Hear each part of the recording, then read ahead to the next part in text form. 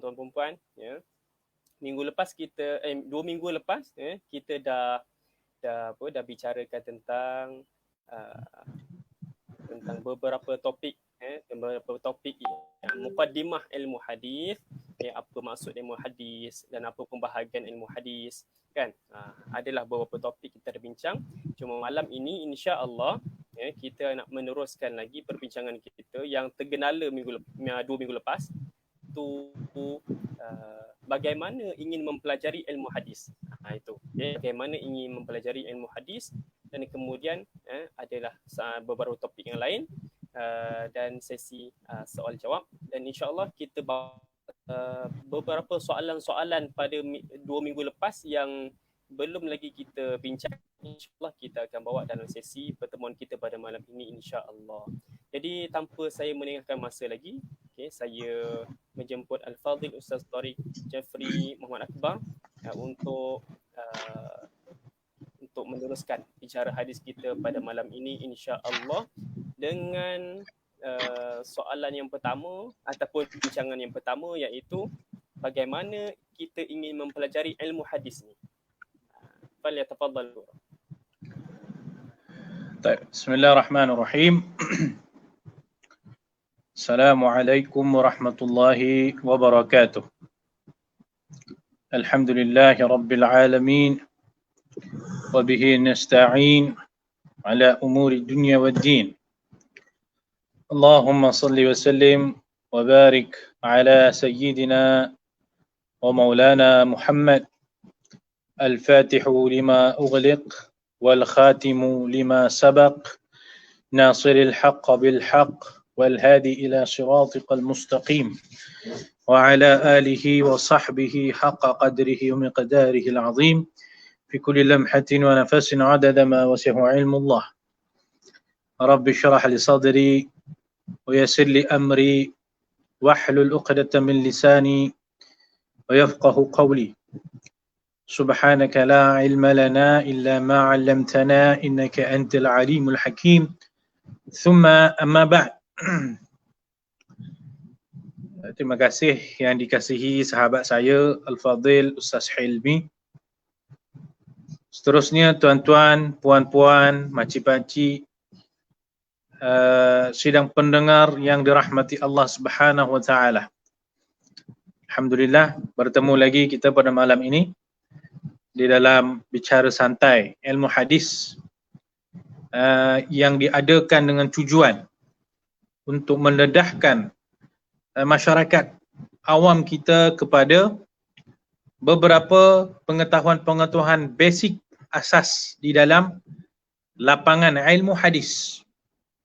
Dan saya kira sangat pentinglah bagi masyarakat kita untuk mula mengorak langkah ke arah memahami ilmu hadis ini secara lebih mendalam lagi.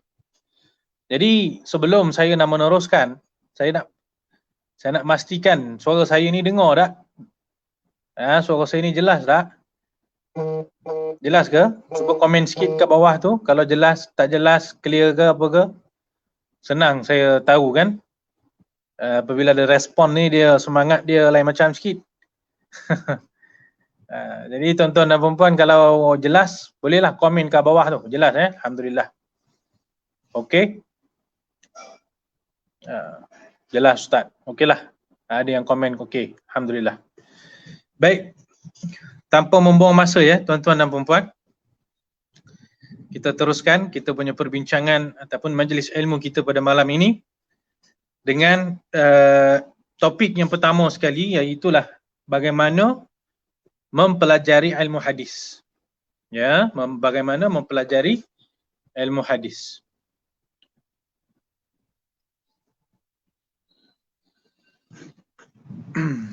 Saya pecahkan jawapan ni kepada dua pecahan. Pecahan pertama adalah jawapan untuk masyarakat kita, masyarakat umum.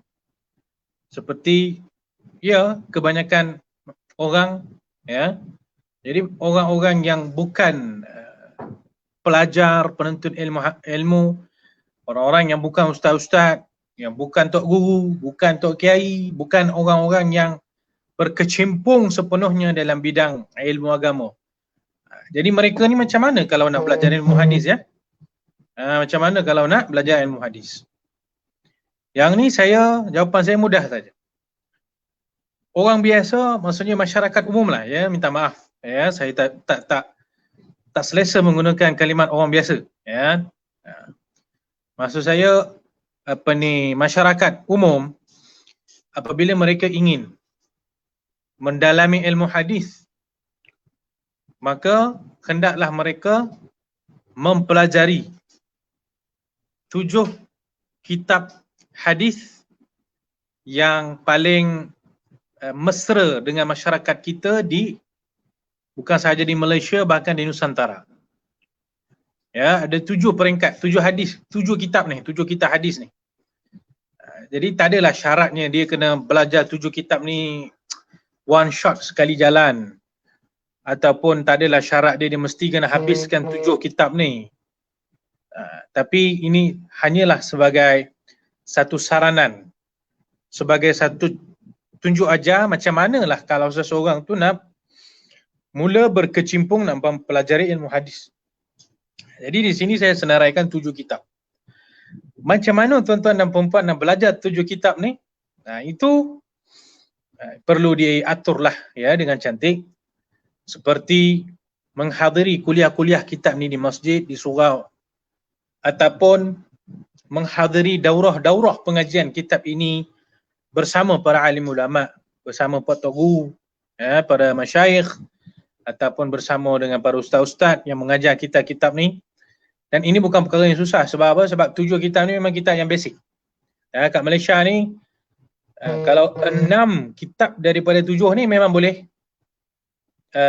kita jumpa. Ya, 6 daripada 7 kitab ni memang sangat famous lah. Ya, kalau saya sebut kejap lagi pun tuan-tuan perempuan saya rasa ramai dah tahu dah 7 kitab ni, 7 kitab hadis yang saya sarankan kepada orang yang nak mempelajari ilmu hadis ni.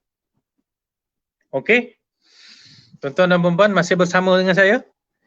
Tak apa, kita bebas untuk berinteraksi melalui komen-komen di ruangan komen tu. Jadi tuan-tuan dan puan-puan nak tanya, nak apa ke, silakan. Atau just nak bagi tahu, Ustaz, saya ada ke sini, kan? Bolehlah komen kat bawah tu. Ya. Okey. Jadi tuan-tuan dan puan-puan, macam mana kita nak belajar ilmu hadis? Jawapan pertama, macam mana untuk orang umum, masyarakat umum nak mempelajari ilmu hadis? Saya kata, belajarlah 7 kitab ni. Ya, dengan melalui mempelajari 7 kitab ini, seseorang itu akan sangat terdedah dan dapat menguasai dengan baik ilmu hadis. Saya bermula, 7 ni saya bermula. Yang pertama adalah kitab hadis yang berjudul 40 hadis karangan Imam An-Nawawi. Ya, 40 hadis karangan Al-Imam An-Nawawi rahimahullahu ta'ala. Saya yakin tuan-tuan dan puan-puan mesti pernah dengar nama ni. Ya, mesti pernah dengar nama kitab ni dan sekurang-kurangnya pernah mempelajari ataupun sekurang-kurangnya pernah mendengar lah nama kitab ni kan. Di masjid-masjid, di surau-surau banyak yang mengajar kitab hadis 40 Imam Nawawi. Kalau tok guru, para ulama mesti mereka mengajar juga kitab 40 hadis Imam Nawawi ini. Ustaz-ustaz ramai dan sering membuat daurah pembacaan kitab hadis 40 Imam Nawawi ini. Dalam banyak-banyak 7 kitab yang saya nak sebutkan ni, ini adalah kitab yang wajib dipelajari oleh setiap seseorang yang ingin berkecimpung dalam bidang hadis. Okey. Jadi 40 hadis kitab karangan Imam Nawawi rahimahullah yang saya yakin dan percaya tuan-tuan dan puan-puan, kitab ini sangat berkat. Kitab ini sangat berkat kerana kitab ini dipelajari bukan sahaja di negara kita ataupun di Nusantara, tetapi kitab 40 Nawawi ini dipelajari di seluruh dunia. Daripada semenjak kitab ini dikarang sehinggalah pada saat ini kitab ini dipelajari oleh jutaan manusia di seluruh dunia. Okey. Jadi 40 hadis Imam Nawawi ini tuan-tuan dan puan-puan, saja nak sembang ya. Kita kan malam ni kita bicara santai. Kalau buku 40 hadis ni banyak sangat sebenarnya 40 hadis ni banyak sangat. Ya, bagi terlalu banyak kitab-kitab yang berjudul 40 hadis. Setiap zaman tu mesti ramai yang menulis tentang 40 hadis. Ada ulama mengarang 40 hadis tentang kelebihan masjid. Ada ulama karang kitab 40 hadis kelebihan ilmu dan ulama. Ada ulama mengarang kitab kelebihan 40 hadis kelebihan jihad. Ada ulama mengarang kitab 40 hadis kelebihan sedekah. Ada ulama mengarang kitab 40 hadis tentang kemuliaan baginda Rasulullah sallallahu alaihi wasallam. Ada ulama mengarang 40 kitab tentang kelebihan Ahlul Bait Rasulullah sallallahu alaihi wasallam. Macam-macam tajuk tuan-tuan dan puan-puan yang kita akan jumpa. Ulama kumpulkan 40 hadis. 40 hadis kelebihan solat, 40 hadis kelebihan puasa, ya. Saya baru-baru ni saya berjumpa dengan 4 buku 40 hadis. 4 buku 40 hadis yang dikarang oleh pengarang yang sama. Mungkin tuan-tuan pernah dengar nama Syekh Ahmad Fahmi Zamzam Al-Maliki, Allah yahfazhu. Beliau mengarang ada 4 yang saya jumpa lah, ada 4 Beliau seorang saja ada 4 kitab tentang 40 hadis. 40 hadis kelebihan ilmu dan ulama. 40 hadis tentang peristiwa akhir zaman. 40 hadis tentang penawar bagi hati. Dengan 40 hadis tentang akhlak mulia. Masya-Allah tabarakallah. Seorang saja karang 40 4 kitab. Jadi agak-agak macam mana ulama-ulama lain sepanjang zaman. Wah, berapa banyak kitab 40 kita akan jumpa. Tapi tuan-tuan dan puan-puan, beribu lah, mungkin berpuluh ribu kitab 40 hadis ni. Yang paling famous, paling banyak orang baca, yang ulama syarah, itu adalah 40 hadis Imam An-Nawawi. Ya, tak ada kitab 40 hadis yang lebih masyhur daripada 40 hadis Imam Nawawi. Sebab tu saya kata kitab ini adalah antara kitab yang paling barakah sekali. Pertama pengarangnya bukan calang-calang ulama. Al-Imam An-Nawawi rahimahullahu ta'ala. Baik. Jadi dalam 40 hadis Imam Nawawi ini, Imam Nawawi mengumpulkan 40 hadis tentang dasar-dasar dalam agama Islam. 40 hadis yang paling utama, yang paling banyak dijadikan hujah oleh para alim ulama. Maka 40 hadis ini menjadi yang paling penting lah. Okay? Jadi cara macam mana nak belajar ilmu hadis ni? Maka saya kata pertama sekali belajar 40 hadis Imam Nawawi. Dan kalau pada malam ni ada bersama kita para penuntut-penuntut ilmu, pelajar-pelajar ke, penuntut ilmu ke, ustaz-ustaz ke apa ke, sukalah saya memberikan saranan bahawa 40 hadis ini adalah hadis-hadis yang wajib dihafal. Jangan kata kita orang ni belajar agama tapi tak hafal 40 hadis Imam Nawawi. Jangan. Patah lagi kalau ustaz-ustaz. Ustaz-ustaz kalau tak hafal 40 hadis Imam Nawawi ni satu kekurangan besar. Jadi 40 hadis dalam kitab Imam Nawawi ni perlu dihafal. Ini bagi orang yang memang ada masa, ada kemampuan, ada kapasiti. Tapi kalau tuan-tuan dan puan-puan tidak mempunyai masa dan sibuk dan sebagainya, dapat belajar sampai khatam 40 hadis itu pun satu perkara yang cukup hebat. Okey, itu baru kitab yang pertama. Cara nak belajar ilmu hadis, yang pertama belajar kitab 40 hadis Imam Nawawi.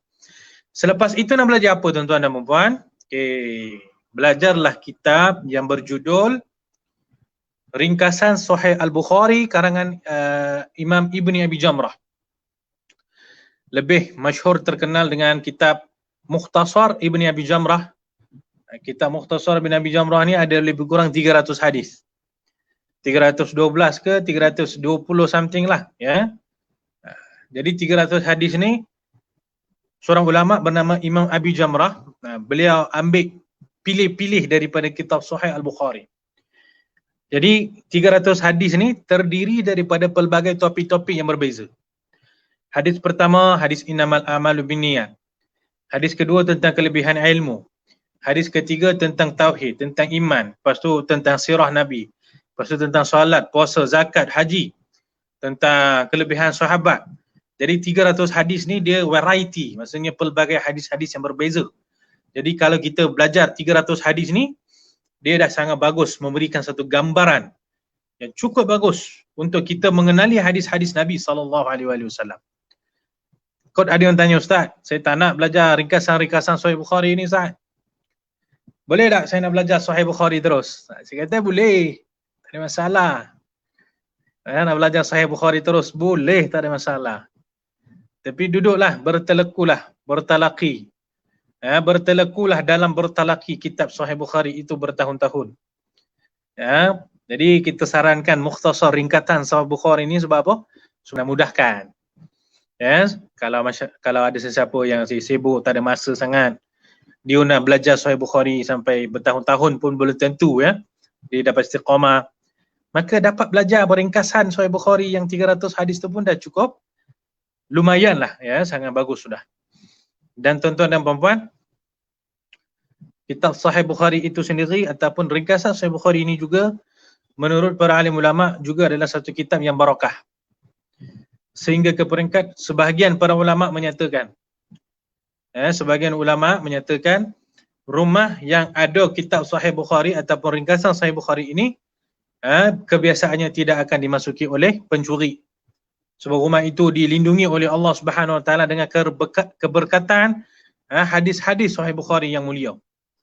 Begitu juga sebagian ulama menyatakan, barang siapa membawa kitab Sahih Bukhari ini pergi berlayar menaiki kapal, nescaya kapal itu tidak akan tenggelam. Kapal itu tidak akan tenggelam dalam lautan. Ini juga adalah saranan para alim ulama. Saya sebut ni tuan-tuan sekadar nak bagi tahu kitab itu kitab yang barakah. Jadi baguslah sekiranya kalau kita dapat mempelajari kitab Sahih ringkasan Sahih Bukhari ini. Itu nombor 2 lah. Nombor 3 saya ringkaskan Kalau nombor 3 adalah yang perlu kita pelajari kitab Syama'il Muhammadiyah. Kitab Syama'il Muhammadiyah. Baik tuan-tuan dan puan-puan, saya rasa bersama dengan saya sekarang ni ada lebih kurang 23 orang sedang mendengar kata-kata saya. Saya mencadangkan sesiapa yang agak rajin-rajin ni, cuba list down hadis kita-kita yang saya sebut ni sebagai rujukan untuk orang lain jugalah. Senarai kitab-kitab yang perlu dipelajari oleh masyarakat umum. Maksud saya masyarakat umum ni termasuk pelajar-pelajar, termasuk ustaz-ustaz, termasuk siapa-siapa pun. Tujuan ni basic dia kena belajar. Tapi kalau ustaz-ustaz nanti saya akan tambah ada advance lagi. Untuk ustaz-ustaz ni ada cerita panjang lagi. Okey. Alhamdulillah. Bersama dengan saya juga pada malam ni Tuan Haji Mokhtar Muhammad Johar. Terima kasih Tuan Haji. Terima kasih bersama dengan kita pada malam ni. Saya dah lama tak jumpa Tuan Haji ni. Rindu rasanya. Dulu selalu dapat jumpa. Ni COVID punya pasal. Lama tak dapat jumpa Tuan Haji ni. InsyaAllah ada rezeki kita duduk ngopi Haji. Okey. Tuan-tuan dan puan, kalau ada siapa rajin boleh tulis dekat ruangan komen tu senarai kitab-kitab yang saya sebutkan untuk rujukan semua orang. Pertama 40 hadis Imam Nawawi kena belajar. Yang kedua kena belajar Mukhtasar Abi Jamrah tadi, ringkasan Sahih Bukhari karangan Al-Imam Abi Jamrah. Kitab yang sangat barakah tuan-tuan dan puan-puan. Pengarang dia adalah seorang ulama yang cukup hebat. Al-Imam Ibni Abi Jamrah, ulama yang sangat hebat. Seorang awliya minal awliya, seorang wali minal awliya. Kitab nombor 3 yang saya sarankan kepada semua orang untuk mempelajari ilmu hadis ni adalah kitab Syama'il Muhammadiyah karangan Al-Imam At-Tirmidzi rahimahullah. Tentang Imam Tirmidzi saya tak perlulah nak hurai. Beliau itu layak dikatakan gunung ganang dalam ilmu hadis. Imam Tirmidzi, pengarang kitab Sunan At-Tirmidzi. Jadi Imam Tirmidzi ini juga ada satu kitab nama dia Syama'il Muhammadiyah. Okey. Kitab Syama'il Muhammadiyah ini ada lebih kurang 400 hadis atau something like that lah, 400 lebih, 412 lah kalau tak silap saya. Hadis dalam itu semuanya menceritakan tentang kesempurnaan, ketinggian, kecantikan baginda Rasulullah sallallahu alaihi wasallam. 400 hadis yang mengupas tentang sifat luaran dan dalaman baginda Nabi Muhammad sallallahu alaihi wasallam. Tuan-tuan dan puan-puan, saya berani nak cakap lah. Ya, hampir-hampir lah saya berani nak cakap. Antara kitab hadis yang kami paling banyak pernah khatam tu kitab ni. Banyak kali khatam ni kitab Syama'il Muhammadiyah. Saya tengok berapa banyak kali khatam dah. Kalau kami di Mesir, memang kitab Syama'il inilah dibaca tuan-tuan dan puan-puan. Berulang-ulang ulama, masyayikh membaca kitab Syama'il Muhammadiyah dengan tujuan nak memperkenalkan kedudukan, kecantikan, kehebatan Rasulullah sallallahu alaihi wasallam kepada masyarakat dan para penuntut ilmu. Ya, saya bersyukur kepada Allah Subhanahu wa taala. Saya ada sanad kitab Syama'il ini lebih daripada 10 orang ulama besar. Ya, ulama besar 10 orang. Saya pernah khatam bersama dengan mereka. Rezeki daripada Allah Subhanahu wa taala, bukan nak bangga tuan-tuan. Nak bagi tahu betapa kitab ini dipandang tinggi oleh para ulama. Ya. Alhamdulillah. Itu kitab yang ketiga tuan-tuan ya. Betul dah tu. Sahabat saya Farid Bashir. Nombor 1 betul, nombor 2 betul, nombor 3 salah nombor sikit. Tak apalah, tak ada masalah pun. Okey. Nombor 4, kitab nombor 4. Saya cuba lajukan sikit Ini sedap sembang pasal kitab ni, tapi banyak perkara kita nak kongsikan insya-Allah pada malam ni. Okey, nombor 3 kita Syama'il Muhammadiyah. Nombor 4, kitab apa? Kitab Bulughul Maram. Kitab Bulughul Maram karangan Al-Imam Ibnu Hajar Asqalani.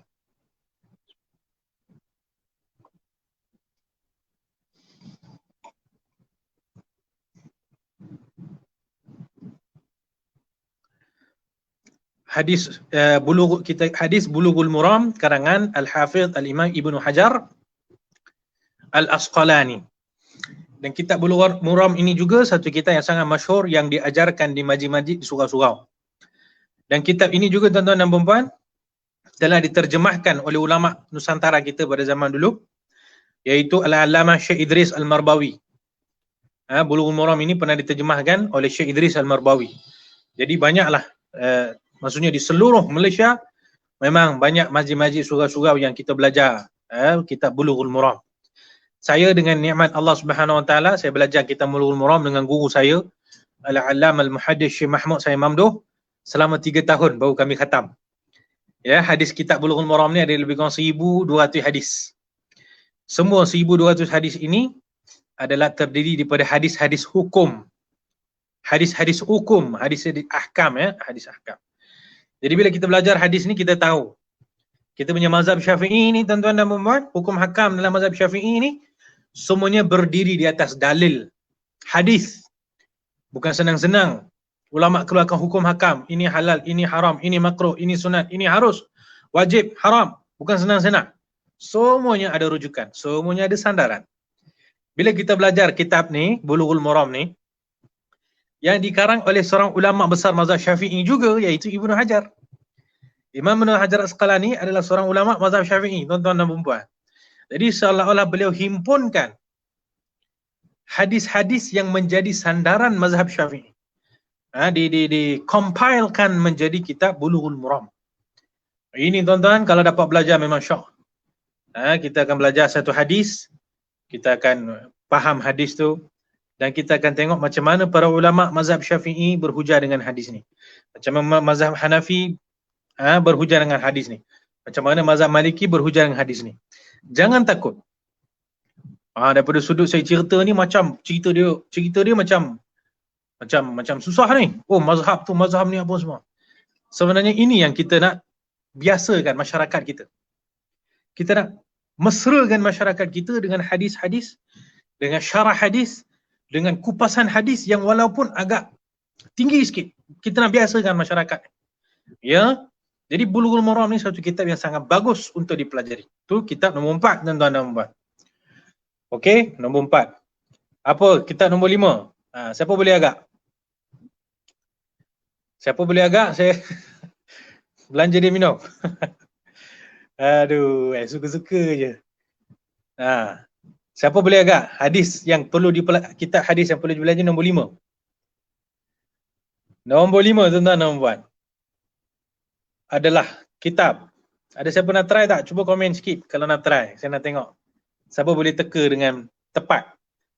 Kalau ada yang dengar ni kawan-kawan saya daripada Mesir, satu zawiyah ni, kawan-kawan saya daripada zawiyah ni, mereka boleh teka tu. Okey, ramai yang teka Riyadhus Salihin ya. Okey, Riyadhus Salihin ada dalam senarai, tapi bukannya nombor 5. Ada satu lagi yang sebelum Riyadhus Salihin.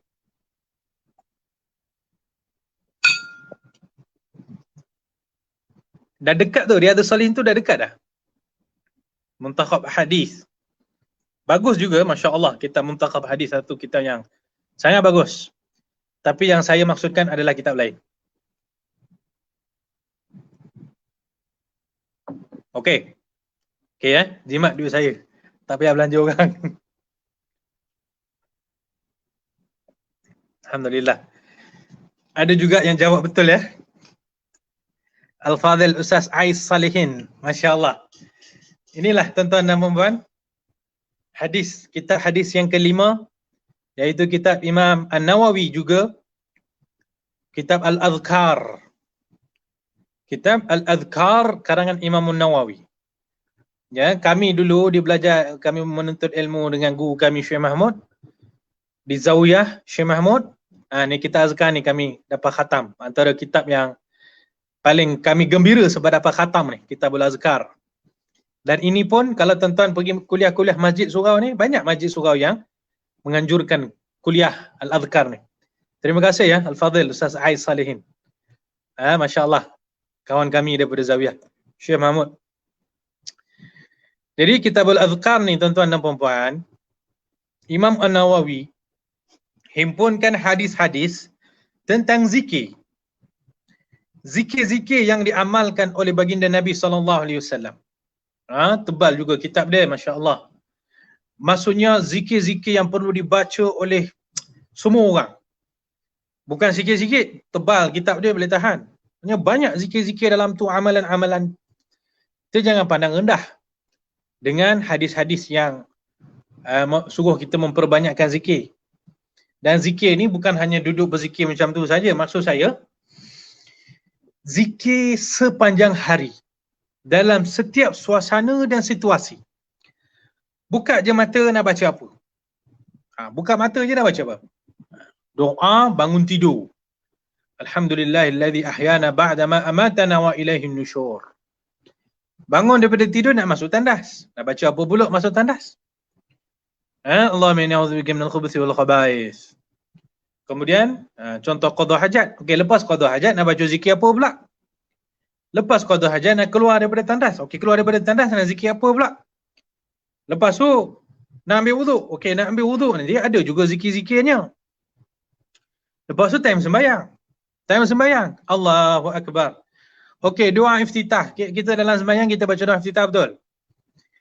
Kita tahu pernah tak? Kita pernah belajar tak? Doa iftitah ni sebenarnya ada 3 versi. 3 hadis, 3 riwayat yang berbeza-beza tentang doa iftitah. Ada satu riwayat yang menyatakan Nabi SAW pernah membaca doa iftitah dengan bacaan Subhanakallahumma bihamdika wa ta'ala jadduka wa tabarakasmuka wa la ilaha ghairuka. Ini satu doa iftitah. Ini doa iftitah yang diamalkan oleh mazhab Hanafi. Kita dalam mazhab Syafi'i kita mengamalkan Allahu Akbar kabira, alhamdulillahi katsira wa subhanallahi bukratan wa asila. Kita belajar kitab azkar baru kita tahu masya-Allah sebenarnya Nabi juga membaca doa iftitah yang berbeza-beza. Doa time rukuk. Yang kita tahu apa? Subhanallazi subhana rabbiyal azim wa bihamdihi ya. Subhana rabbiyal azim wa bihamdihi, betul. Bila kita mengaji kitab azkar, kita jumpa riwayat Nabi SAW pernah ketika rukuk membaca zikir subuhun qudusun rabbul malaikati war ruh. Ini satu zikir juga termasuk zikir ketika rukuk. Lepas tu ada lagi zikir lain. Dan termasuk zikir yang selalu kita baca subhana rabbiyal azim wa bihamdihi. Ada lebih kurang 3-4 zikir yang Nabi juga pernah baca. Maksud saya, Kitabul Azkar ni dia mengumpulkan macam-macam doa, macam-macam zikir yang dibaca oleh Nabi pada setiap keadaan, pada setiap masa. Sangat bagus tuan-tuan dan puan-puan. Kitab Azkar Imam Nawawi. Nombor 5. Okey, itu nombor 5. Nombor 6 adalah kitab Riyadhus Salihin. Ya, ramai yang teka tadi Riyadhus Salihin itu nombor 6. Ini semua saranan je daripada saya ya. Jadi nombor 6 kita Riyadhus Salihin, iaitu kitab yang mengumpulkan hadis-hadis tentang adab dan akhlak mulia. Ya, sangat penting mempelajari kitab Riyadhus Salihin ini. Okay, Kitabul Azkar tadi hadisnya lebih kurang 1000 lebih juga. Riyadhus Salihin ini hadisnya lebih kurang 2000 lebih. Ya, kitab Riyadhus Salihin karangan Imam Nawawi. Okay, nombor 6. Nombor 7 yang last sekali. Kitab yang nombor 7 ni saya mencadangkan 2 kitab. Bergantung kepada keadaan. Sama ada mempelajari kitab Asy-Syifa.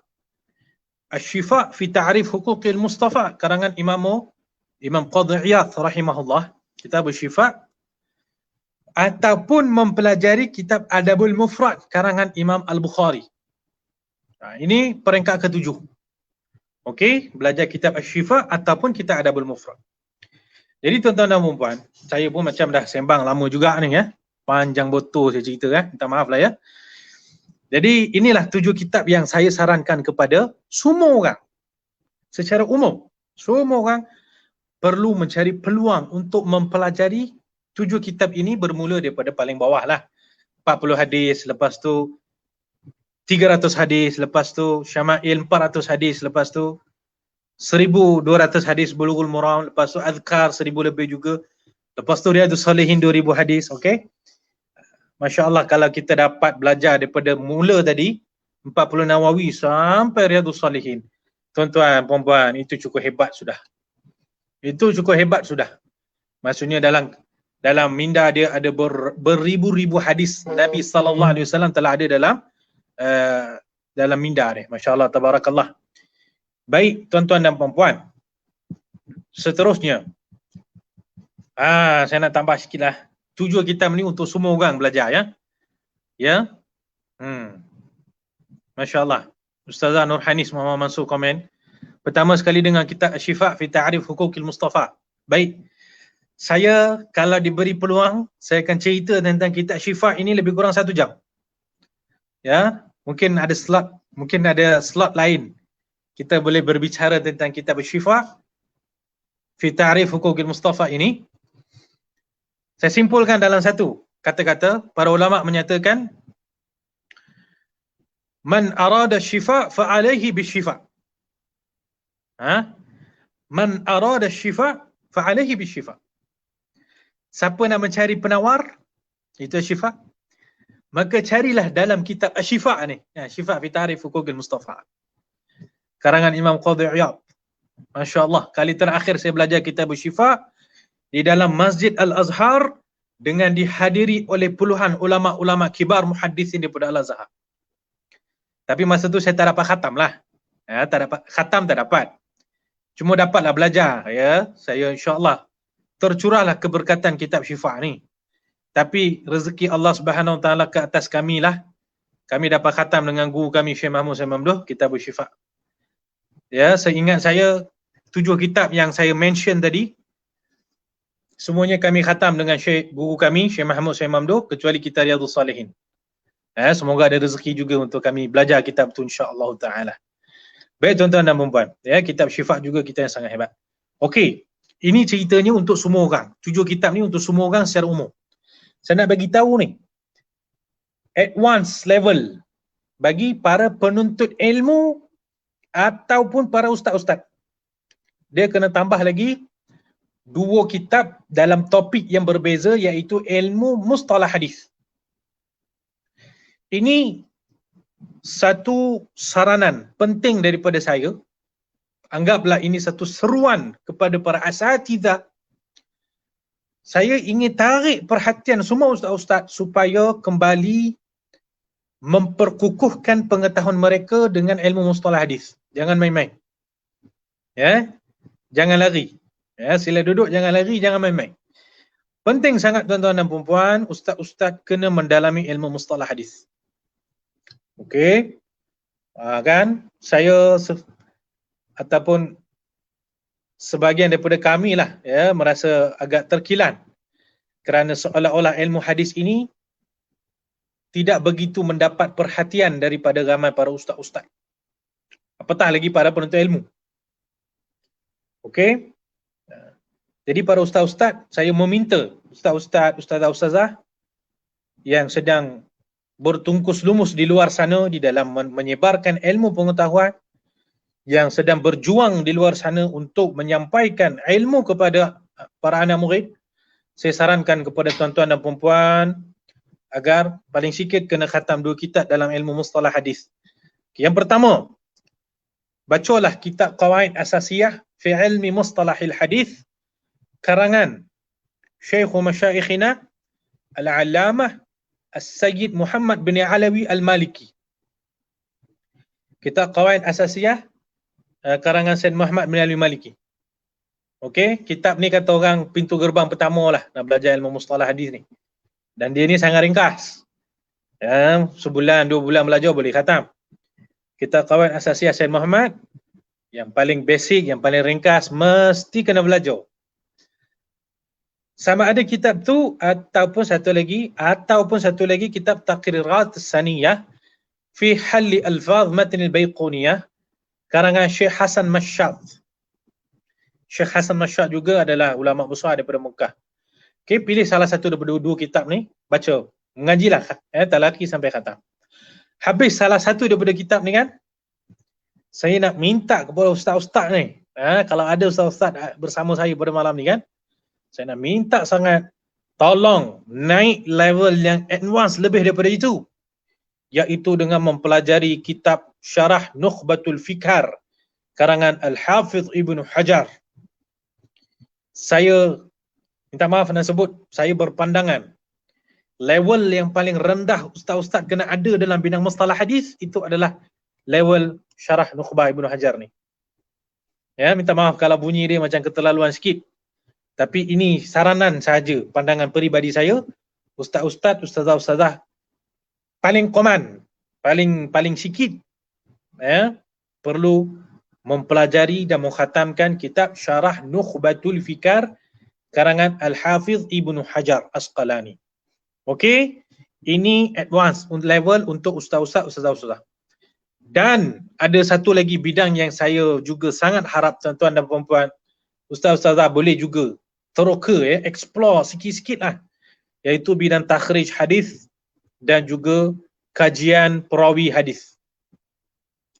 Okey, paling sikit ustaz-ustazah mohon sangat belajar sikit macam mana nak takhrij hadis menggunakan Maktabah Syamilah dan macam mana nak mengkaji tentang perawi-perawi hadis menggunakan kitab Taqribut Tahdzib karangan Ibnu Hajar juga. Kitab Taqribut Tahdzib ni jangan takut mendengar nama kitab ni. Kitab Taqribut Tahdzib ni dia ni macam kamus. Macam mu'jam. Kita ambil nama perawi tu, kita cek dalam kitab tu, okay, dia akan jelaskan perawi ni dhaif ke, thiqah ke, mudallis ke, mukhtalid ke, apa benda apa semua itulah.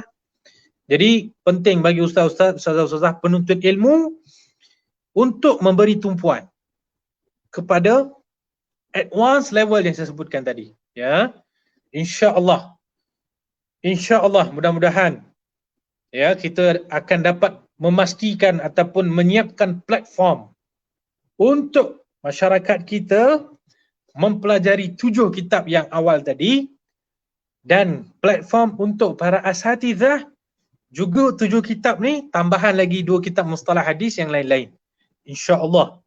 Dan saya tuan-tuan dan puan-puan bercita-cita masyarakat umum kita pun nanti sampai satu masa mereka faham mustalah hadis, bahkan mereka faham takhrij hadis. Itu level cukup hebat. Ya, insya-Allah.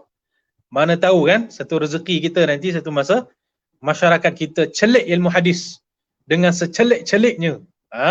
Insya-Allah taala. Baiklah, ya. Panjang saya cerita ni. Soalan pertama. Okey, saya serahkan semula kepada Al-Fadhil Ustaz Hilmi kerana baru selesai menjawab soalan pertama tadi, iaitu bagaimana nak mempelajari ilmu hadis. Okey, minta maaf kalau panjang benar saya cerita. Okey, silakan Fadhil Ustaz Hilmi, silakan tafadhal. Okay, terima kasih kita ucapkan pada Al-Fadhil Ustaz Tariq atas penerangan tentang soalan yang pertama ataupun topik kita yang pertama, iaitu bagaimana mempelajari ilmu hadis. Dan bukan semua orang perlu mempelajari mustalah terlebih dahulu tak, ya. Dia ada peringkat-peringkatnya untuk orang awam, mula dengan kitab-kitab hadis dan sebagainya. Kemudian untuk level-level asatizah ataupun ustaz-ustaz, ustazah-ustazah yang berkecimpung dalam bidang hadis, eloklah untuk melihat juga kepada mustalah hadis, dan insya-Allah seperti mana yang disarankan ataupun yang diharapkan oleh Al-Fadhil Ustaz, mudah-mudahan akan datang masyarakat juga mampu untuk mengenal mustalah hadis, ya, mampu juga untuk mempelajari ilmu mustalah hadis. Bukan susah pun, semua orang boleh belajar, tak ada masalah, insya-Allah. Okey, baik. Jadi yang seterusnya, sebelum kita pergi pada soalan-soalan, sebanyak soalan juga ni, ya, tapi kita dahulukan dulu topik perbincangan kita. Yang kedua, iaitu kita nak tahu peringkat-peringkat ahli hadis ni. Ulama-ulama hadis ni ada bermacam-macam gelaran dia. Ya, ada yang digelar musnid, ada yang digelar muhaddith, al-hafiz dan sebagainya. Jadi kita nak tahu jugalah apa yang gelaran-gelaran, kita nak tahu peringkat-peringkat ahli hadis ni, dia ada peringkat tertentu ke ataupun macam mana. Jadi kita persilakan Al-Fadhil Ustaz untuk menerangkan, insya-Allah. Tafadhal masykur. Baik, bismillahirrahmanirrahim. Ada beberapa soalan dalam ruangan komen. Nanti insya-Allah akhir nanti kita cuba sembang lah, ya. Kita cuba sembang pasal soalan tu. Jadi sekarang bagi menjawab persoalan Al-Fadhil Ustaz Hilmi tentang tahap-tahap ilmu hadis. Saya boleh simpulkan bahawasanya tahap-tahap ilmu hadis ni sebenarnya bahasa lain dia tahap-tahap ulama dalam bidang hadis. Ya, tahap-tahap ulama dalam bidang ilmu hadis ni. Ataupun janilah macam ni. Kita boleh simpulkan ada 5 tahap sebenarnya. Ya, saya simpulkan 5. Masya-Allah. Bersama saya juga pada malam ni Ustaz ni. Sahabat saya Ustaz Najib Zulkifli. Ahlan wa sahlan, marhaban Ustaz Najib. Barakallahu fiik. Ni sahabat saya ni. Masya-Allah, dah lama tak jumpa Ustaz Najib ni. Ya. Tunggulah PKP apa semua dah habis ni, nak duk ajak sembang-sembang minum kopi ni. Lama tak jumpa, masya-Allah. Semoga sentiasa sihat dan afiat. Sampaikan salam saya kepada ibu, ya, Ustaz Najib, insya-Allah. Baik, nak jawab soalan tadi. Okey tuan-tuan, tahap orang yang belajar ilmu hadis ni ada 5. Dia bukan tahap belajar, tahap orang yang bergelumang ilmu hadis ni ada 5. Yang pertama, kita panggil talibu ilmi hadis. Talib ilmi hadis. Talib ilmi hadis ini adalah bahasa kita dipanggil the beginner. Ya, the beginner, maknanya orang baru nak belajar. Tuan-tuan dan puan-puan, kalau seseorang itu dah khatam 7 kitab yang saya sebutkan tadi, termasuk 2 mustalah hadis tadi, dan termasuk takhrij dan juga taqribut tahzib tadi, dia dah pandai dah, itu masih dalam level talib ilmi hadis. Okey? Saya ni bertahun-tahun, alhamdulillah, dengan nikmat daripada Allah, bertahun-tahun duk belajar ilmu hadis ni, level saya masih talib ilmi hadis. Tak keluar lagi daripada tu. Faham, ya? Jadi talib ilmi hadis ni semua, kita semua ni dipanggil talib. Pelajar, student. The beginner in the field of hadis. Okey, kita semua sama. Tak ada beza saya yang buat PhD dan hadis ni, tak ada beza pun. Masih dipanggil talib ilmi hadis. Okey. Kemudian nanti ada satu lagi level, nama dia al-musnid. Sebagian ulama, mereka ini berkecimpung dalam bidang sanad. Sanad ni apa, ya? Saya boleh cerita tentang sanad ijazah apa semua ni, tapi dia akan mengambil masa yang sangat panjang. Kalau dalam ilmu hadis ni, dia ada satu kebiasaan para alim ulama, mereka akan mengijazahkan hadis sekian, mengijazahkan kitab hadis sekian, mengijazahkan hadis musalsal sekian. Okey, nanti insya-Allah sampai masa nanti kita akan terangkan semua ni tuan-tuan dan puan-puan. Ini akulah mengakui bahawa istilah-istilah ni mungkin tak ramai yang faham. Okey, saya minta maaf. Mungkin kekangan masa menyebabkan kita tak dapat nak mengupas secara terperinci. Yang penting musnid ni yang dia ni dalam bidang ijazah. Dia ambil ijazah, dia ambil, lepas tu bagi ijazah dekat orang lain. Pandangan saya lah, musnid ni bukan satu level yang sangat tinggi. Ya, ramai orang boleh jadi musnid. Pergi jumpa syekh ni minta sanad. Dapat 20 orang, 30 orang syekh dah dapat sanad kat kita. Kita pun pergi ijazah orang lain. Orang yang dapat ijazah daripada kita akan panggil kita ni musnid. Senang je musnid ni. Tak susah mana nak jadi musnid ni tuan-tuan dan puan-puan. Okey. Dan saya secara peribadi banyak dinasihatkan oleh guru-guru saya agar tidak terkejar-kejar sangat dengan sanad. Okey. Okey. Tu level nombor 2 lah musnidnya. Level nombor 3. Ya, level nombor 3. Yang lebih tinggi daripada musnid itu adalah al-muhaddis. Al-muhaddis ni tuan-tuan dan puan-puan, satu level yang cukup tinggi dalam bidang hadis. Nombor 3 ni pun dah cukup tinggi dah. Ya, level yang cukup tinggi dalam bidang hadis. Dia betul-betul dah menghafal banyak hadis daripada matannya, teksnya dan juga secara sanadnya, jalur periwayatannya. Dia dah hafal matan hadis banyak, dia dah hafal sanad hadis banyak, dia dah hafal perawi-perawi hadis yang banyak. Dia dah belajar ilmu jarh wa ta'dil, dia dah pandai takhrij, dia boleh bincang tu bincang ni, masya-Allah tabarakallah. Dia telah benar-benar bergelumang dalam ilmu hadis sehingga ditenggelam dalam lautan ilmu hadis. Itu dipanggil al-muhaddis. Pandangan saya di negara kita, Malaysia, belum wujud lagi muhaddis walaupun seorang.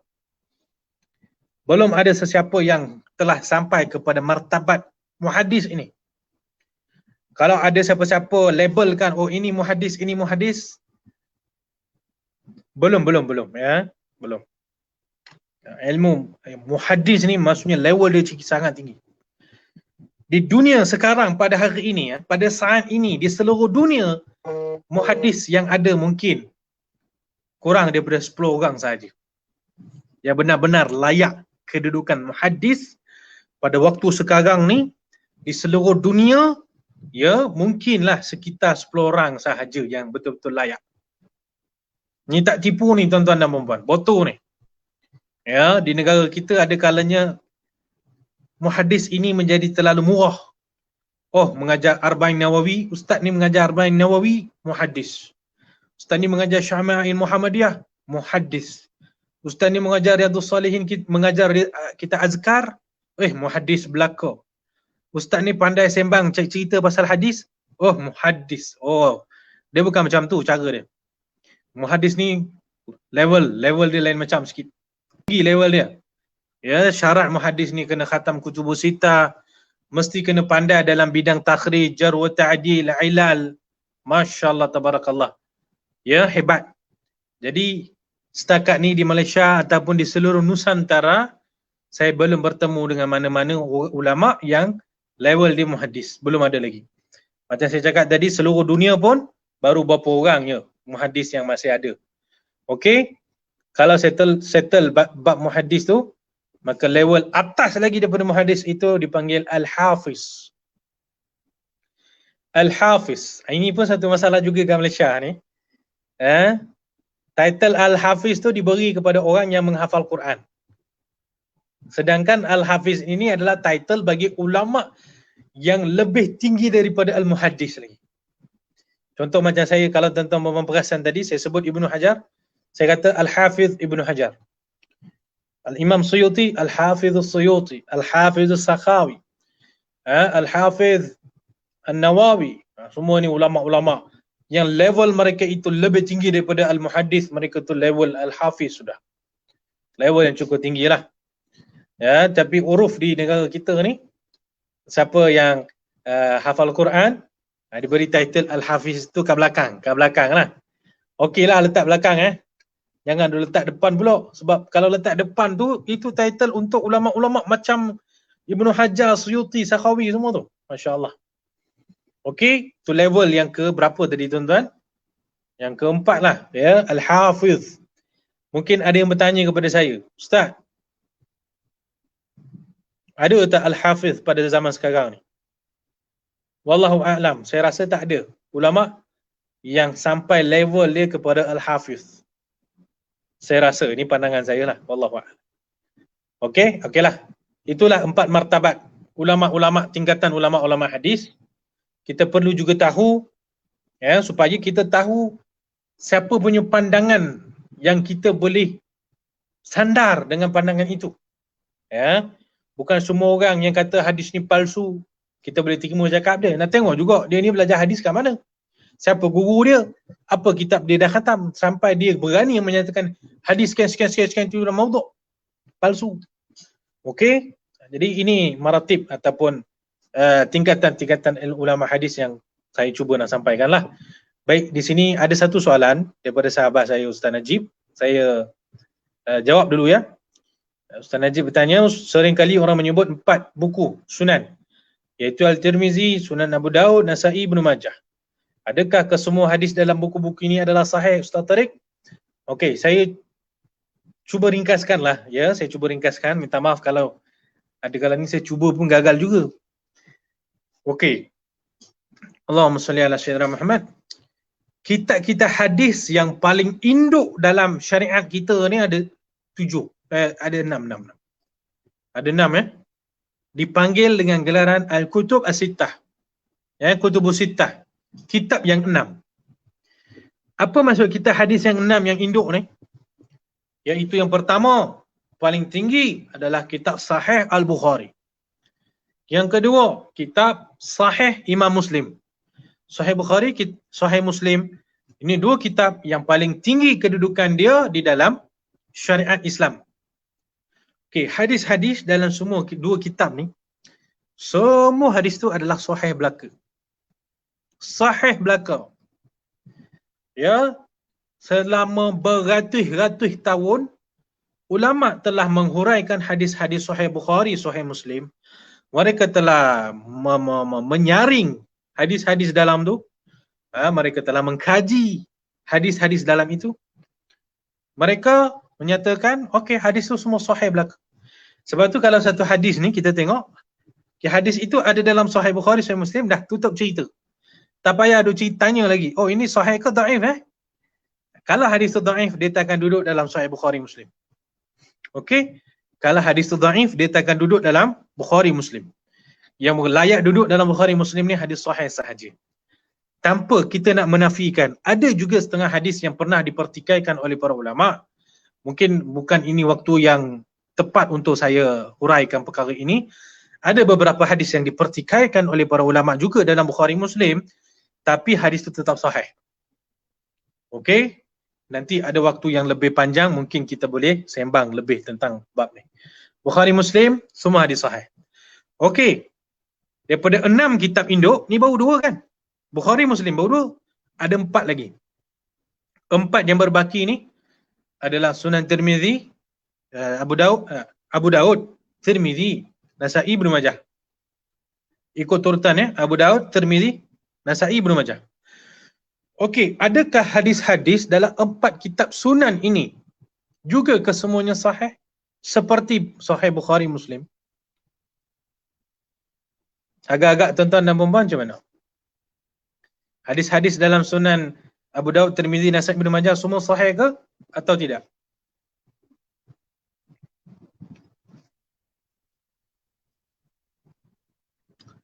Okey. Jawapannya, dalam 4 kitab ni, ada sebahagiannya adalah hadis-hadis sahih. Ada sebahagiannya lagi adalah hadis yang hasan. Hasan ni level dia rendah sikit daripada hadis sahih. Rendah sikit je. Rendah sikit je daripada hadis sahih. Jadi ada hadis-hadis ni dalam sunan yang banyak, ada hadis sahih, ada hadis hasan, dan ada hadis dhaif juga. 3-3 ni ada. Dalam Sunan Abu Daud ada tiga-tiga ni. Dalam Sunan Tirmizi ada tiga-tiga ni. Ada Nasa'i tiga-tiga ni. Dalam Sunan Ibnu Majah ada tiga-tiga ni. Okey. Okey. Kenapa dia orang letakkan hadis daif ya? Dalam kitab dia orang ni. Imam Abu Daud, Imam Tirmizi, Imam Nasa'i, Ibnu Majah. Ulama hadis yang cukup hebat. Bukan calang-calang. Imam kan? Nama pun imam. Masya Allah, imam. Macam mana mereka yang level imam ni boleh letakkan hadis daif dalam kitab-kitab mereka?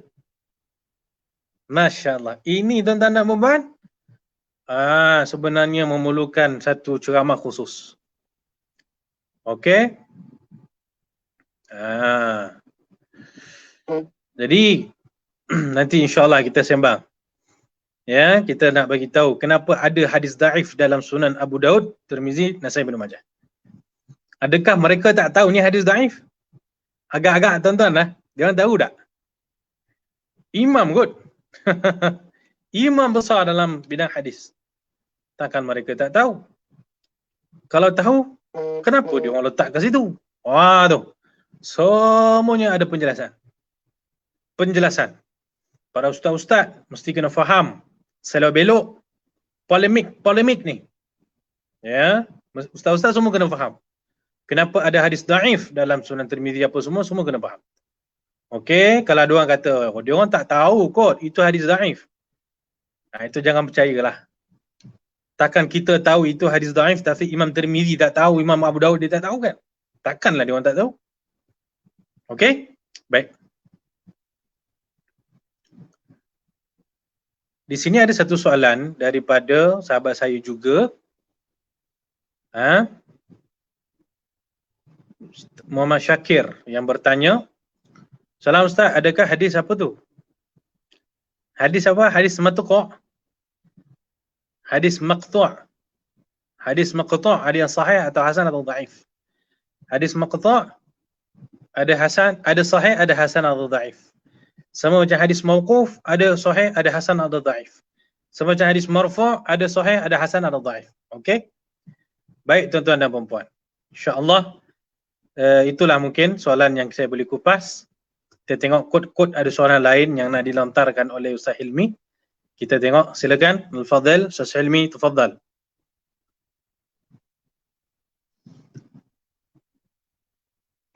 Ustaz Hilmi?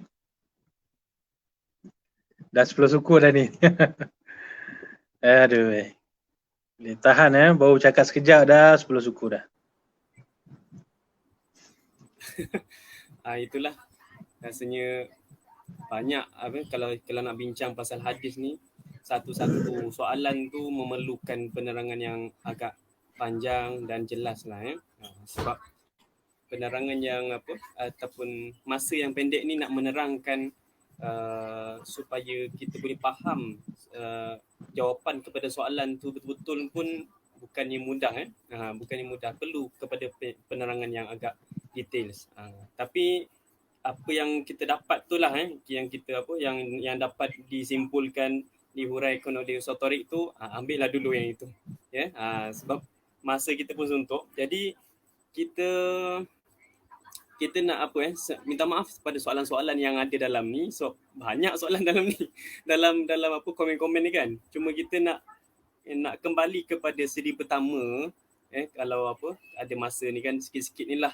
Kalau siapa yang tak dapat nak ikut tak ada masalah. Tapi ada soalan-soalan 2 minggu lepas siri pertama, so kita nak lontarkan.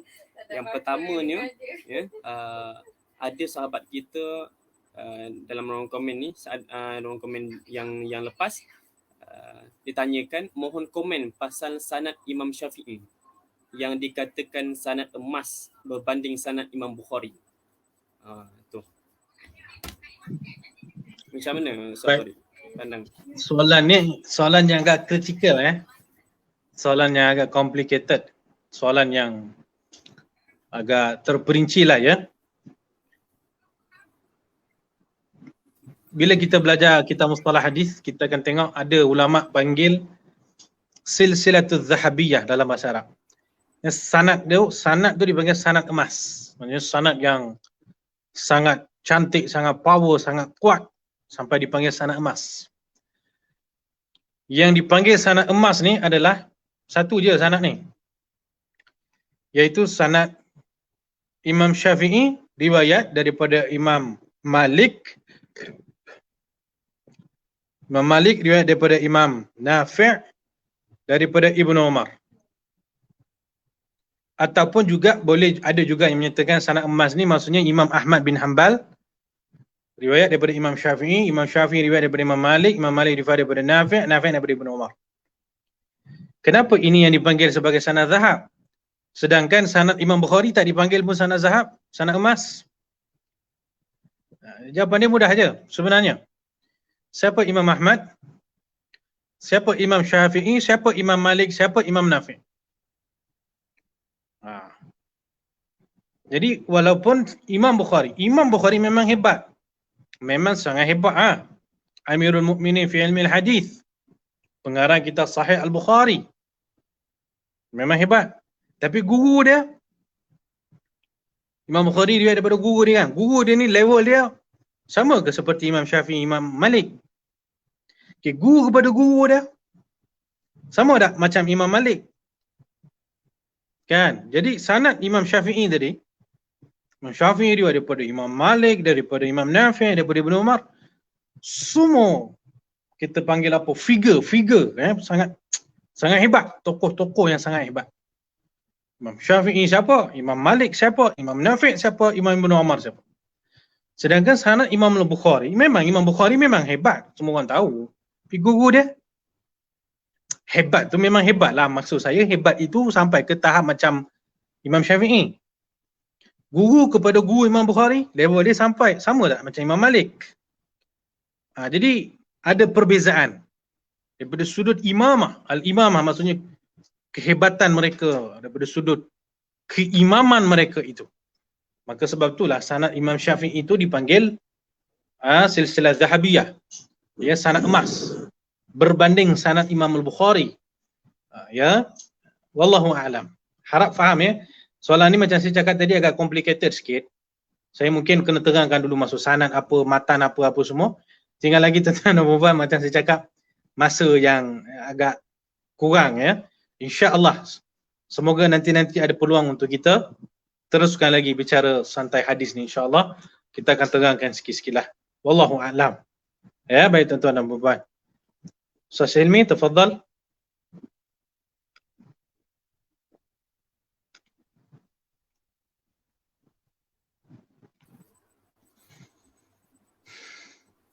Okey, baik. Kita tengok pula soalan yang kedua. Okay, soalan keduanya, Sotori, saya keluarkan Silakan. bawah tu ya. Hadis-hadis yang bermasalah dalam kitab fiqh boleh memberi kesan kepada hukum hakam yang diistinbat daripada hadis tersebut? Macam mana tu? Silakan. Baik. Pastinya ada kesan. Hadis sahih dan juga hasan, kedudukannya pasti tidak sama dengan hadis yang dhaif. Okey. Jangankan hadis yang sahih, hasan, dhaif ni memberi kesan. Tetapi jenis-jenis hadis sahih itu sendiri pun memberi kesan kepada istinbat hukum daripada hadis tu. Okeylah. Jadi jawapan saya memang ada masalah. Sebab tu tuan-tuan dan puan-puan, kita perlu berhati-hati dengan hadis-hadis yang berada dalam apa-apa kitab selain daripada kitab hadis tu sendiri. Ada hadis dalam kitab fiqh, kita kena cek dulu. Sebab bukan semua hadis yang disebut dalam kitab fiqh itu hadis yang sahih ataupun hasan ataupun hatta dhaif, bukan. Ada hadis-hadis dalam kitab fiqh yang disebut itu hadis palsu, hadis maudhu'. Kalau kita tengok ya, ada kalanya ke dalam kita Hawashi. Dalam kitab Hawashi seperti, minta maaf sebut, Hasyiah Al-Bujairimi, kitab I'anatul Talibin, Hasyiah ala Fathul Mu'in, kitab Hasyiah Bajuri pun ada hadis-hadis palsu yang disebut di dalam hasyiah-hasyiah ini. Jadi apabila ada hadis disebut dalam kitab fiqh, kena berhati-hati. Begitu juga bila ada hadis yang disebut dalam kitab tasawuf, perlu berhati-hati juga. bukan semua hadis yang disebut dalam kitab tasawuf adalah sahih. Ada yang dhaif, tak apa, dhaif okeylah. Ada tempat kita masih boleh pakai hadis dhaif ni. Bahkan dalam kitab tasawuf ada juga hadis palsu. Kita kalau suka dan cinta kepada ilmu tasawuf, jangan sampai kita menafikan adanya hadis palsu dalam kitab tasawuf. Jangan nafikan, memang ada. Tapi itu bukan hanya dalam kitab tasawuf je. Buka kitab fiqh, ada juga hadis palsu. Buka kitab tafsir, ada juga hadis-hadis palsu, hadis-hadis Israiliyat. Buka kitab tasawuf, okey, ada juga hadis palsu. Buka kitab-kitab lain, bidang-bidang lain pun ada juga hadis palsu. Jadi, kita tak payahlah nak condemn mana-mana bidang ni kerana ada hadis palsu. Semua bidang ada. Bahkan bidang hadis tu sendiri, dalam kitab hadis tu sendiri ada hadis palsu. Panjang juga cerita ni tuan-tuan dan puan. Yang penting, hadis-hadis dalam selain kitab-kitab hadis ni, kitab fiqh, kitab tasawuf, kitab tafsir, apa semua, perlu berhati-hati juga. Jangan sesekali menganggap semua hadis-hadis dalam kitab fiqh, tasawuf, apa semua ni adalah sahih belaka. Ada sahih, ada hasan, ada dhaif, ada mawdu'. Okey. Jadi kalau hadis-hadis dalam kitab fiqh tu bermasalah daripada sudut hukum dia, mungkin hadis tu dhaif dan sebagainya, pastilah akan memberi kesan kepada istinbat hukum daripada hadis itu. Kalau hadis dhaif, kita tak boleh istinbat hukum halal haram daripada hadis tu. Ya, hadis dhaif tak boleh digunakan sebagai hujah untuk mengeluarkan hadis wajib haram. Halal haram tak boleh. Tapi kalau sunat makruh boleh. Ni ramai tak tahu ni. Kalau itu hadis dhaif, kita nak istinbat hukum sunat ataupun makruh menggunakan hadis dhaif, hukumnya boleh. Kalau ada siapa kata tak boleh, tu kan. Kita kena bincanglah, ya. Kita kena bincang lagi panjang lebar. Baik. Okey, itulah jawapan saya kepada soalan tadi. Bahawanya memang hadis tu kalau bermasalah memang memberikan kesan daripada dia punya tahap autoriti hujah itu. Okey ya. Baik, silakan, tafadhal.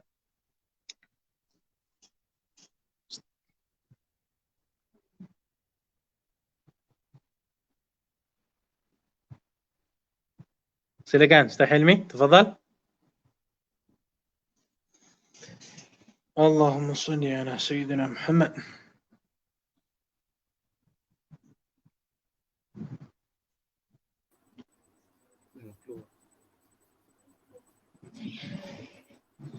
Okey Ustaz Tariq, minta maaf lambat sikit keluar. Tak apa. Okey, ada soalan 2 minggu lepas. Mohon Ustaz jelaskan makna rawi yang syadz. Sila Ustaz Tariq. Baik. Ini pun ialah soalan mustalah hadis kan. Pertama rawi. Rawi ni maksudnya apa tuan-tuan dan puan? Maksudnya yang meriwayatkan hadis tu panggil dia perawi ya, perawi hadis. Rawi kan ada yang ingat Ustaz Farid Rawi. Ini bukan Ustaz Farid Rawi ya. Ini perawi hadis. Ya, perawi hadis. Apa pula maksudnya syadz? Syadz ni kalau daripada sudut bahasa, syadz ni pelik.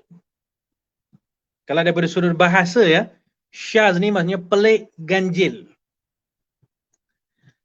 Kalau dalam bahasa Arab ada satu istilah nama dia asy-syawadz. Agak-agak siapa tahu apa maksud asy-syawadz? Tahu tak? Syawaz ni maksudnya apa?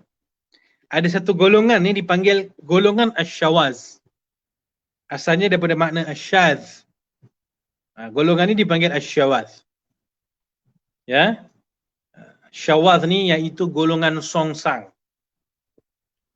Bahasa lain golongan LGBT. Golongan LGBT tu terjemah dalam bahasa Arab dipanggil asy-syawaz. Apa maksud asy-syawaz? Yang pelik, yang ganjil, yang songsang. Bahasa lain dah tak betul. Ya. Dipanggil asy-syawaz. Yang pelik lah, dia orang ni pelik. Tak normal. Okay, daripada syadz di sini, itu daripada segi bahasa ya, pelik. Okey. Daripada segi mustalah hadis, asyadz ni maksudnya adalah perawi yang syadz maksudnya adalah dia ni seorang perawi, dia ni siqah, dia ni okey, dia ni bagus. Okey, dia ni bagus.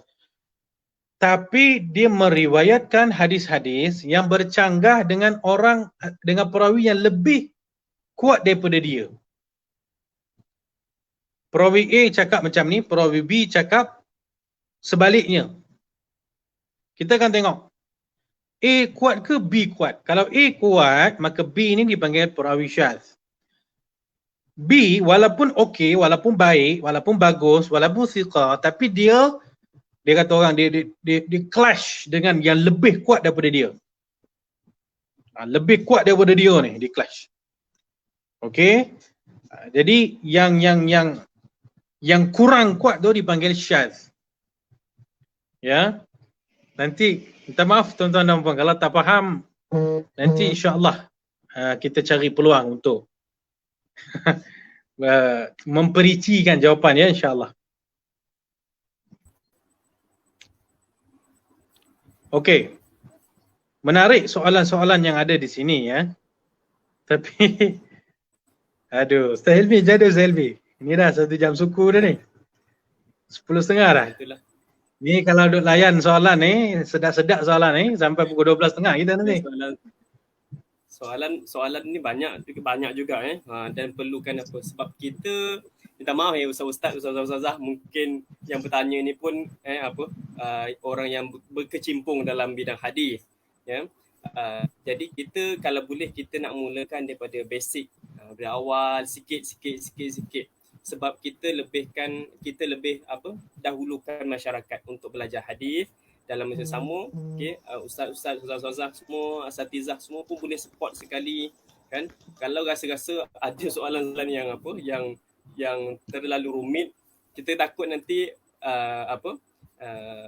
para pendengar yang lain ya, yang masyarakat akan confuse ataupun akan cacah murba jugalah kan. Tiba ada syaz lah, ada hadis itu, hadis ini, macam-macam pula kan. Jadi sebab itu kita dalam sesi ataupun bicara hadis ni, kita susun peringkat by peringkat, satu persatu.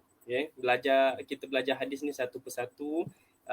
Kita nak kenal ilmu hadis tu macam mana, kemudian barulah kita masuk tajuk-tajuk tertentu, insya-Allah. Tapi bagus juga soalan-soalan daripada asatizah ataupun soalan daripada semua para pendengar, sebab kita boleh buatkan mungkin satu sesi khas bincang tentang satu perkara tu saja. Satu sesi khas yang lain bincang tentang perkara yang tentang soalan tu saja. InsyaAllah nanti akan datang kita akan cuba pertimbangkanlah insya-Allah.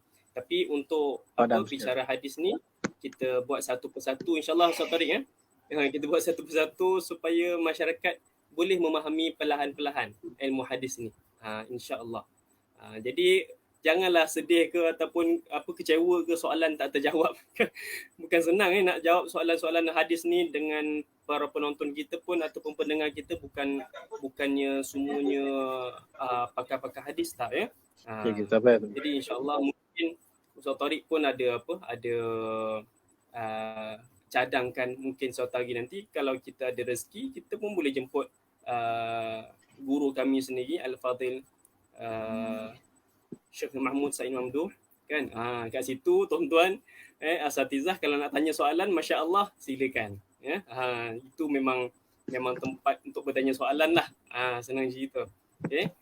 Tapi untuk yang ini kita dahulukan masyarakat untuk belajar satu ilmu hadis ni supaya dapat disusun peringkat demi peringkat, tahap demi tahap supaya mudah difahami, mudah untuk dihadamlah ilmu hadis ni insya-Allah. Okey, Ustaz Tariq ada apa-apa nak sebagai penutup? Saya minta maaf lah ada soalan-soalan yang belum kita jawab ke semua. Nanti insya-Allah ada rezeki akan datang kita akan buat sekali lagi. Mungkin kat situ adalah soalan-soalan tuan-tuan perempuan yang akan terjawab. Mungkin bukan semua lah.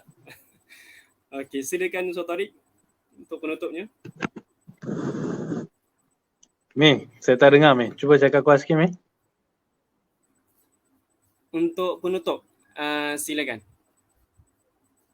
Penutup. Sebab kita dah lebih masa dah kan.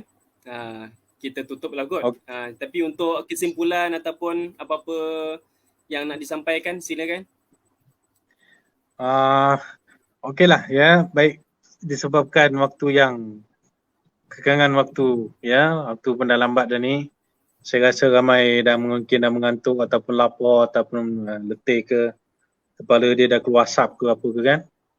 Jadi insya-Allah tuan-tuan dan puan-puan, saya anggap ini adalah satu usaha yang cukup bagus untuk kita sedikit demi sedikit mengorak langkah, membuka mata dan kesedaran para ustaz-ustaz, para penuntut ilmu, pada masyarakat, makcik-makcik, pakcik-pakcik kepada kepentingan untuk mempelajari ilmu hadis, untuk memperdalami ilmu hadis, untuk meletakkan ilmu hadis ni pada kedudukan dan kelayakan yang selayaknya. Ya, saya alhamdulillah dapat rezeki duduk dengan guru saya Syekh Mahmud Said Mamdouh. Ya, memang kami sentiasa didedahkan dengan ilmu hadis.